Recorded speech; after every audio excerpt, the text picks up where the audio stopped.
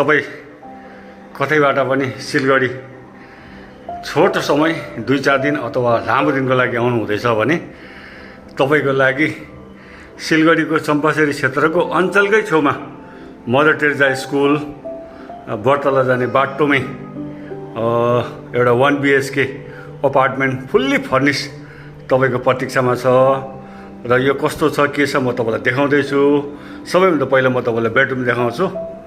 र बेडरुम यस्तो छ, हेर्नुहोस्, एउटा क्विन बेडरुम छ। 2 जना अथवा 3 जना ठुलो हस्बेन्ड वाइफ अनि बच्चा आरामले सुत्न सक्नुहुन्छ। र यहाँ एउटा एसी लगाइदिएको छ घरपेटीले है त। र यतापट्टि यो तपाईँको एउटा वार्डरोब छ। यहाँनिर एउटा आइरन गर्ने अथवा स्टडी गर्ने पनि जग्गा छ। र यो वार्डरोबको भित्र घरपेटीले एक्स्ट्रा 2टा पिलो पनि राखिदिएको छ। ह्यान्ड टावलदेखि लिएर ब्ल्याङ्केट जाडो भयो भने र एक्स्ट्रा टावल पनि राखिदिइरहेको छ यहाँनिर घरपेटीले होइन। र अगाडि बढ्दै यहाँनिर लाइटहरू भयो, के किताब पढ्नु मन छ भने यहाँ किताबहरू पनि राखिदिएको छ है। र यस्तो छ बेडरुम चाहिँ। र पहिला बेडरुम पछि म तपाईँलाई वासरुम देखाउनु पऱ्यो, त्यसपछि अरू देखाउनु पऱ्यो। र यहाँ यस्तो प्रकारको वासरुम छ, इङ्ग्लिस कमोड। सिलगढीमा धेरै गर्व हुन्छ भनेर घरपेटीले फ्यान पनि लगाइदिएको छ। फ्यान पनि हेरिहाल्नुहोस्, एकदमै यस्तो प्रकारले फ्यान पनि डर चल्छ है त। अनि ठन्डा महिनामा धेरै चिसो हुन्छ, जाडो 2 महिना भए पनि त्यो भनेर गिजर पनि लगाइदिएको छ। नुहाइदिए गरेर यहाँनिर एउटा ड्रायर पनि लगाइदिएको छ होइन। र यस्तो छ यहाँनिर एउटा बेसिनको कक्ष छ। र यस्तो छ नुहाइदिए गर्नुको लागि बाल्टीदेखि लिएर सावरहरू सबैको व्यवस्था गरिदिएको छ। र अगाडि बढ्दै यो चाहिँ भयो बेडरुम र वासरुमको कुरो हो।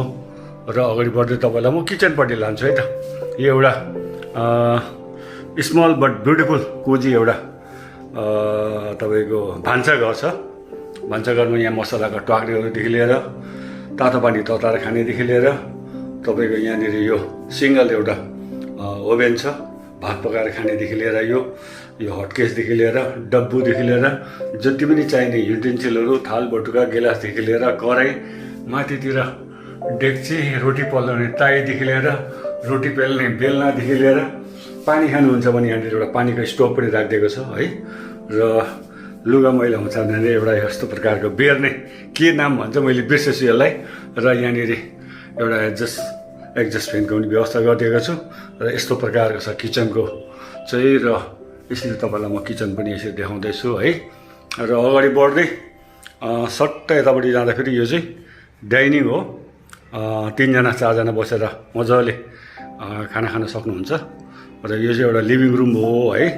यहाँ मजाले 2 जना गफसप गर्ने ठुलो जग्गा छ, झन्डै 170-180 स्क्वायर फिटको रुम हो होइन।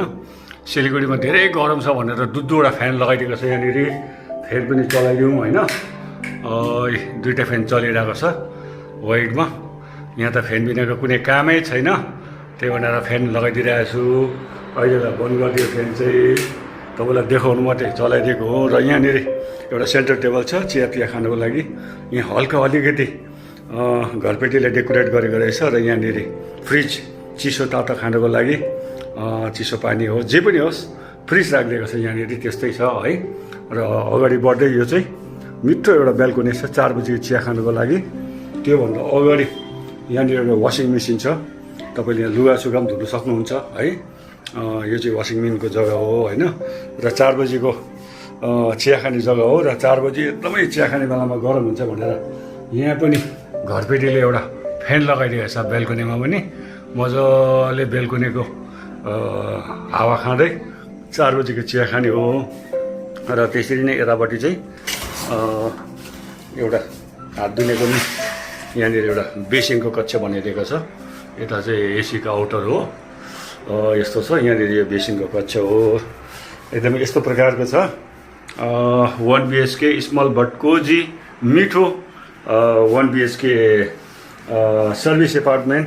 अहिलेको ट्रेन्डमा चाहिँ एयरबिएनबी पनि भन्छ है। र यस्तो छ, तपाईँलाई कस्तो लाग्यो के लाग्यो। र बाहिरबाट पनि म तपाईँलाई सम्पूर्ण यो जग्गाको इन्टायर डिटेल दिन्छु। तपाईँहरू मन पऱ्यो भने अवश्य आउनु होला। र यस्तो छ। रुममा बस्दा बस्दा अल्छी लाग्यो भने माथि टेरेसमा आएर पनि तपाईँले यसो रमाइलो सिलगढी सहर हेर्न सक्नुहुन्छ। यो चाहिँ माथि बिल्डिङबाट तल चाहिँ ओन पार्किङ साइड हो, बाटोमा फ्री पार्किङ। बिल्डिङभित्र चाहिँ टु विलर राख्ने मात्रै जग्गा छ। यस्तो छ बाटोहरू र यो चम्पासरी क्षेत्र हो प्रपर्टीबाट। यस्तो छ।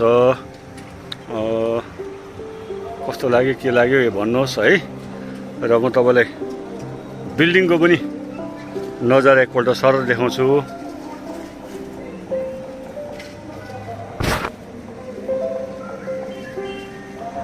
यतापट्टि मन्दिर छ। ऊ पर कोर्ट मेरिट होटल देख्नु हुँदैछ। यो डल्लै सिलगढी सहर हो। यतापट्टि भेगा सर्कल ऊ त्यो पर उज्यालो भएको हो। र सिटी सेन्टर यहाँबाट देख्नु हुँदैछ। ऊ त्यो रातो बलेको चाहिँ सिटी सेन्टर हो। र यस्तो छ नजारा। र घर अगाडि एकदम टन्नै उज्यालो छ। यतापट्टि अन साइडमा पार्किङ, यहाँ हाम्रो सिक्किमको गेस्टको गाडी, उतापट्टि चाहिँ होसको गाडी र यो बाटो र यहाँनिर र बिल्डिङ चाहिँ यस्तो प्रकारको छ। र तपाईँले बस्ने चाहिँ पर सेकेन्ड फ्लोरमा हो। फर्स्ट फ्लोरमा चाहिँ होस्ट बस्नुहुन्छ। र यस बिल्डिङमा 2-4वटा रेन्टेड फ्ल्याटहरू पनि छ। र यस्तो प्रकारको हो। र तपाईँ पनि सिक्किम, दार्जिलिङ, नेपाल, भुटान, संसारको कुनै क्षेत्रबाट पनि सिलगढी आउनु हुँदैछ भने 1-2 दिन, 2-4 दिन, छोटो समय, लामो समयको लागि यहाँनिर सम्पर्क गरेर बुक गरेर आउनु सक्नुहुन्छ है। र प्राइस कति हो भन्नुहुन्छ भने पर नाइटको चाहिँ 2500 हो। एक सप्ताहसम्म बस्नुभयो भने 2500 हो है। र एक हप्ताभन्दा बढी बस्नुभयो भने चाहिँ 2000 रुपियाँ हो। र 15 दिनभन्दा बढी बस्नुभयो भने चाहिँ 1500 रुपियाँ गरेर घरपेटीले दिने भएको छ। र यहाँ नम्बर राखिदिएको छु, सम्पर्क गर्नुहोस् है त। र हाम्रो एयरबिएनबी सर्भिस एपार्टमेन्ट कस्तो लाग्यो, के लाग्यो, like, comment, share and subscribe गर्नुहोस्।